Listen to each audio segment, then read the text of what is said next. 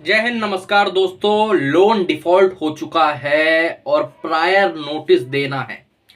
तो आज मैं आप सभी को यही बताने वाला हूं कि अगर आपका लोन डिफॉल्ट हुए 1-2 महीने हो चुके हैं या फिर आगे चल के लोन डिफॉल्ट होने वाला है और आप बैंक और एनबीएफसी को प्रायर नोटिस देने का सोच रहे हो, तो किस तरीके से अपना प्रायर नोटिस बनाना है और किस तरीके से प्रायर नोटिस देना है और कौन सी एक दो बहुत बड़ी गलती हैं जो कि आपको नहीं करनी है। अगर वो आप करते हो हो सकता है आपके खिलाफ भी बैंक प्रॉपरली कोर्ट में एक कंप्लेंट दाखिल करने की कोशिश करे। आज मैं एक कहानी आप सबको और सुनाना चाहूंगा, ठीक है। एक हमारे फौजी भाई थे हमारे साथ जुड़े, जिन्होंने एक बहुत बड़ी गलती करी थी जिसके चक्कर में वो बिल्कुल फंसते फंसते बचे। उनकी नौकरी तक जा सकती थी, आप जानते हो, समझ रहे हो, उनकी नौकरी तक जा सकती थी। इतनी बड़ी परेशानी हो सकती थी क्योंकि उन्होंने किसी और तरीके से अपना प्रायर नोटिस बनवाया था।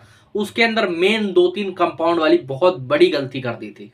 तो दोस्तों, वीडियो चालू करने से पहले मैं आप सभी का हर्ष कुमार आपके इस चैनल लोन डिस्ट्रॉय में आपको स्वागत करता हूं। अगर लोन संबंधित आपकी कोई भी परेशानी है, कोई रिकवरी वाला आपको परेशान कर रहा है, कॉल्स बहुत ज़्यादा आ रही हैं, होम विजिट रुकवानी है और किसी लीगल नोटिस का आपको रिप्लाई लिखवाना है, किसी केस के अंदर बेल लेनी है, ऐसी कोई भी आपकी समस्या है, कॉल बुक करके हमसे बात करना चाहते हो तो यहाँ पर नंबर आ रहा है, आप हमें व्हाट्सएप पर मैसेज कर सकते हो, ठीक है। और अगर आप सब भी जानना चाहते हो कि आपके एरिया में होम विजिट होती है कि नहीं होती है, तो आप सिंपली एक तरीका करिए कि अपने बैंक का नाम, अपने एरिया का नाम और अपने स्टेट का नाम नीचे कमेंट सेक्शन में मुझे डाल देना। मैं आप सभी को बता दूंगा कि आपके एरिया में होम विजिट होती है कि नहीं होती है, क्योंकि बहुत सारे एरियाज के अंदर कभी कभार होम विजिट होती नहीं है। तो आप सबको डरने घबराने की बिल्कुल जरूरत नहीं है। तो आइए अपने मेन पॉइंट के ऊपर आते हैं। प्रायर नोटिस, सबको पता होगा कि प्रायर नोटिस क्यों दिया जाता है।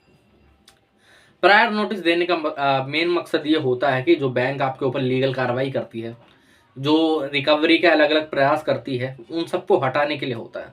लेकिन ज़्यादातर होता क्या है कि प्रायर नोटिस में रिकवरी तो उतनी जल्दी साथ नहीं होती, लेकिन जो लीगल काम होता है, जैसे मान लेते हैं अपना सेक्शन 25 का नोटिस हो गया, आर्बिट्रेशन हो गया, सेक्शन 25 या फिर चेक बाउंस का केस हो गया, ऐसे केसेस बैंक ज़्यादातर नहीं करती हैं क्योंकि उनके पास पहले से इंटीमेशन होती है कि आपकी जो स्थिति है वो सही नहीं है, आपकी स्थिति बहुत ज़्यादा भी इस टाइम पे खराब चल रही है, बहुत ज़्यादा दिक्कत चल रही है आपको, ठीक है।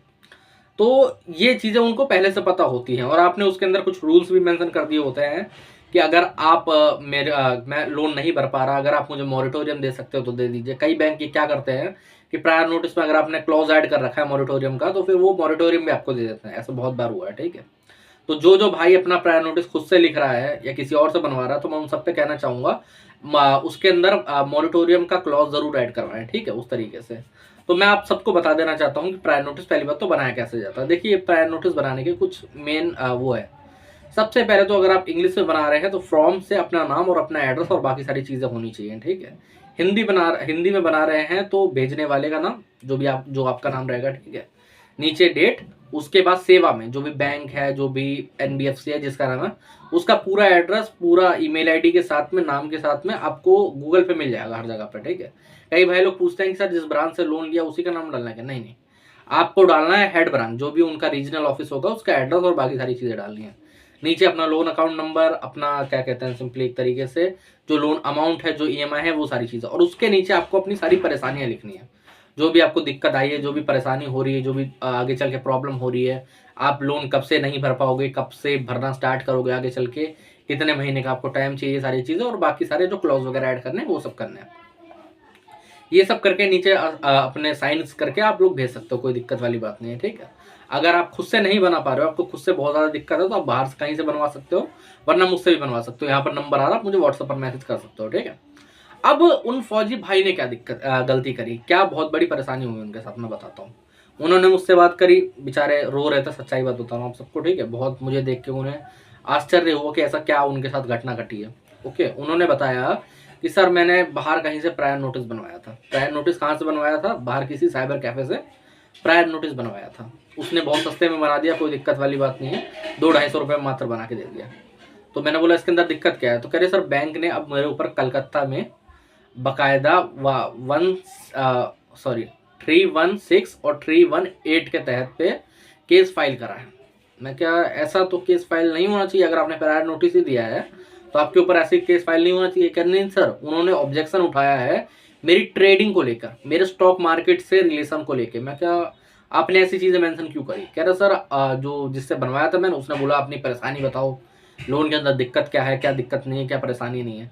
तो मैं आप सभी को एक चीज़ बता देना चाहता हूँ कि आपका मानते हैं लॉस हुआ है, स्टॉक मार्केट में लॉस हुआ है, आपने किसी ट्रेडिंग ऐप में ट्रेड कर दिया, आपने कहीं पर उड़ा दिए हैं पैसे, आपके साथ कोई और दिक्कत हो गई थी, फ्रॉड हुआ है, फ्रॉड की चीज़ मेंशन कर सकते हो कि आपके साथ ऐसे फाइनेंशियल फ्रॉड हुआ है, वो चीज़ें मेंशन कर सकते हो। बाकी जितनी भी चीज़ें हैं वो बाकायदा वेस्ट ऑफ टाइम है, वेस्ट ऑफ टाइम है, और वो आप ही के लिए परेशानी खड़ी करेगी। अब जो ये फौजी भाई थे, इनकी डेट लगी है कोलकाता में, ठीक है, हमने अपना लॉयर भेजा है उनके बिहाफ पे, और वहां पर कुछ तथ्य रखे गए हैं। लेकिन अब क्या था, जो चीजें जैसे स्टॉक मार्केट की चीजें हैं, आपका लॉस है, ये सब बैंक को नहीं पता होता, सच्चाई बात ये है, ठीक है, ये सब चीजें बैंक को नहीं पता होती हैं। ओके, लेकिन उसके बाद भी आप अपनी तरफ से बता दे रहे हो उनको कि भाई साहब मैं ट्रेडिंग कर रहा था, आपसे लोन लेके पैसा मैंने ट्रेडिंग में उड़ा दिया, मेरे ट्रेडिंग के अंदर सारा पैसा डूब गया, मैं लॉस हो गया। आपको तो वो चीज़ अच्छी लग रही है सुनने में कि भाई साहब मैं ट्रेडिंग का नाम ले दूंगा, मैं अपने साथ जो फ्रॉड हुआ है उसका नाम ले दूंगा, मैं आगे चल के कोई और परेशानी हो उसका नाम ले दूंगा। मैं, कई लोग क्या करते हैं संतो, पर्सनल लोन लिया, बिजनेस बोलने में बिजनेस लॉस हुआ है। ऐसा नहीं चलता, ये सारी चीजें नहीं चलेंगी। आपको क्या है, पर्सनल लोन आपको क्यों दिया गया? पर्सनल लोन देने का सिर्फ और सिर्फ एक मतलब है कि वो आपके पर्सनल एक्सपेंसेस के लिए है। उनको मतलब नहीं है कि आप ट्रेडिंग में उड़ाओ, कहीं और उड़ाओ। ये एक तरीके से फ्रॉड हो गया बैंक के साथ। आपने कहा भाई साहब मैं पर्सनल यूज कर लूंगा, और आपने पैसा ट्रेडिंग में उड़ा दिया, आपने जुआ खेल लिया। कई लोग जानते हो क्या कहता है कि सर मैंने गैम्बलिंग में हार गया। एक दो बंदों को मैंने प्रायर नोटिस के अंदर देखा, वहां पर लिखा हुआ बकायदा कि मैं गैम्बलिंग के अंदर हार गया हूं, मैं जुए में हार गया पैसे। ये क्या तरीका है? फिर अगर चाहे बैंक तो आपके खिलाफ बकायदा 420 जो आपके 316 और 318 हो चुका है, उसके तहत केस दर्ज करवा सकता है। इनके खिलाफ हुआ है बकायदा। तो मैं आप सभी पे कहूंगा, कहीं से भी प्रायर नोटिस बनाओ, खुद से भी लिखो, कुछ भी हो, तो उतना ज्यादा डिस्क्लोज करने की आप सबको जरूरत नहीं है। ज्यादा हरिश्चंद्र बनोगे आपको ही नुकसान है एक्चुअली में। अब इनका क्या था, इन्होंने सोचा कि यार कोई बात नहीं है, बैंक को सही पूरी सच्चाई बतानी चाहिए। ये भी ऑनेस्ट आदमी आदमी थे, जो भी है इनका इनका मोटा मोटा मेरे हिसाब से मान के चले तो अपना 9-10 लाख रुपए का कुछ स्टॉक मार्केट में लॉस हुआ होगा, जो भी इनको परेशानी हुई, जो भी इनको दिक्कत हुई। ओके, लेकिन अब सबसे बड़ी दिक्कत इनके लिए तैयार हो गई है। अब वहां पर क्या होगा, प्रूफ्स रखने पड़ेंगे। वो लोग उनके पास एक प्रूफ हो गया कि बंदे ने स्टॉक मार्केट के अंदर पैसा हारा है, तो वहां पर हमें ये दिखाना पड़ेगा कि स्टॉक मार्केट के अंदर नहीं आ रहा है, जबकि इन्होंने एक्चुअली में हारा है। सच्चाई बात है, एक्चुअल में लॉस हुआ है। तो मैं आप सभी को बता देना चाहता हूँ, जो भी बैंक आपको लोन दे रही है, चाहे वो बिजनेस लोन हो, चाहे पर्सनल लोन हो, चाहे कोई क्रेडिट कार्ड हो, वो जितने भी पर्सनल लोन और क्रेडिट कार्ड है वो आपके पर्सनल एक्सपेंसेस के लिए हैं, समझे। और जो बिजनेस लोन है वो आपके बिजनेस के एक्सपेंसेस के लिए है। अब कई लोग क्या करेंगे, बिजनेस लोन है, प्रायर नोटिस के अंदर लिख के रखा है कि मेरी स्थिति ऐसी नहीं है, अभी मैंने फाइनेंशियल खर्चों के अंदर ये चीज़ों में उड़ा दिया अपना पैसा। वो भाई मेरे भाई बिजनेस लोन है वो। आप अगर ये दिखाओगे कि बिजनेस एक्सपेंसेस के अंदर खत्म हो गया, चाहे नहीं भी हुआ हो, तो वो लोग कोई चीज़ें नहीं पूछेंगे आपसे, कोई दिक्कत नहीं होगी आपको, कोई परेशानी नहीं होगी। तो मैं आप सभी पे कहने देना चाहता हूँ कि प्रायर नोटिस कहीं से भी ड्राफ्ट करवाओ, कैसे भी ड्राफ्ट करवाओ, किसी भी तरीके से बनवाओ, हमसे बनवाओ, किसी और से बनवाओ, खुद से बनाओ, लेकिन उसके अंदर इतना ज़्यादा डिस्क्लोज करने की आपको ज़रूरत नहीं है। अब मोटा मोटा लिख दीजिए कि मेरी स्थिति ठीक नहीं है, मेरे हेल्थ इशू है। हेल्थ इशू लिख सकते हो, आजकल तो सबको ये हेल्थ इशू एक तरीके से मान के चलना, ठीक है। क्योंकि रिकवरी वाले जिस तरीके से परेशान करता है, वो मेंटली जो टॉर्चर होता है ना, उसको भी हेल्थ इशू आप बता सकते हो कि मैं मेंटली टॉर्चर चल रहा हूँ, या फिर ये दिक्कत चल रही है, या फिर अगर सही में हेल्थ इशू है तो वो लिख सकते हो, या फिर कोई परेशानी है, जॉब छूट गई है, बिजनेस लॉस हुआ है। ये सब एक्चुअल परेशानी है। ये परेशानी कोई नहीं है, ये आपकी परेशानी कोई देखने नहीं आएगा कि आप ट्रेडिंग में पैसा हार गए, स्टॉक मार्केट में पैसा हार गए। आजकल क्या है कि मैं हर दूसरे बंदे से पूछता हूँ तो वो क्या जानते हो, बोलता है लॉस कहाँ हुआ था सर, वो मैं थोड़ा स्टॉक मार्केट में था, ऑप्शनल ट्रेडिंग, वहां से जानते हो सिर्फ एक जवाब आएगा, हाँ। तो मैं आप सभी को बता देना चाहता हूँ, जो अभी भी, मैं ये तो नहीं कहूँगा, हो सकता है कुछ लोग इससे कमा भी रहे हों, कुछ लोगों की रोजी रोटी भी चल रही हो, लेकिन भाई साहब जिनको लॉस हुआ है, जिनको दिक्कत एक्चुअली में हुई है, तो वो थोड़ा दूर रहो इससे, मेरा मानना ये है, ठीक है। और अपने लोन के अंदर जो परेशानी है, जो डॉक्यूमेंट्स के अंदर आप चीज़ें दिखा रहे हो, वहाँ पर ये चीज़ें मत दिखाओ, ये गलती कभी मत करना बाकायदा इनके ऊपर। अब ये दिक्कत क्या है कि ये राजस्थान के रहने वाले हैं, समझ रहे हो। अब नेक्स्ट डेट के अंदर जाके इन्हें बेल लेनी पड़ेगी वहाँ पर जाके, ये बहुत बड़ी परेशानी है, समझ रहे हो। अब आदमी अभी चल छुट्टी पे मान लेता हूँ, लेकिन अगर मान लो कहीं पर ड्यूटी लगी होती, ठीक है, इनकी तो लगती रहती है कि पोस्ट कहीं ना कहीं अलग अलग जगह में इंडिया में, ठीक है, तो वहां से छुट्टी लेके कैसे कोई आदमी अपनी बेल ले सकता है नहीं। अभी केस फाइल करा गया, अगर ऑर्डर हो गया तो जॉब भी जा सकती है, ये भी बहुत बड़ी परेशानी है ना। अगर अरेस्ट हो गया तो जॉब भी जा सकती है, बहुत बड़ी दिक्कत है इसमें।